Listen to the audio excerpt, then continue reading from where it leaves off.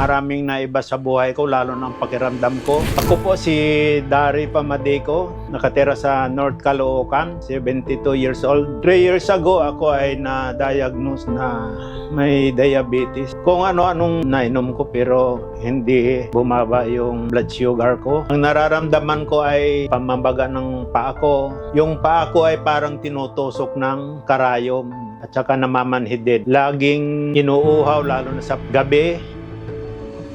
Simula nang uminom ako ng glucostrol ay nakaramdam ako ng pagkakaiba ng pakiramdam.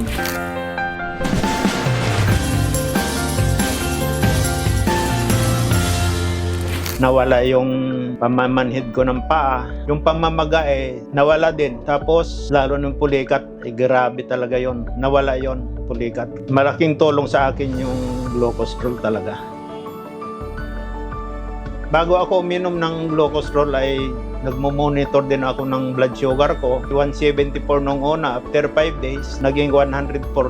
Doon, maintain na yung pagbaba ng blood sugar ko. Sa ngayon, ang pakiramdam ko ay malakas na at nakakadiretso na ako ng lakad. Umiba talaga yung nakahanap na ako ng partner ko sa buhay ulit.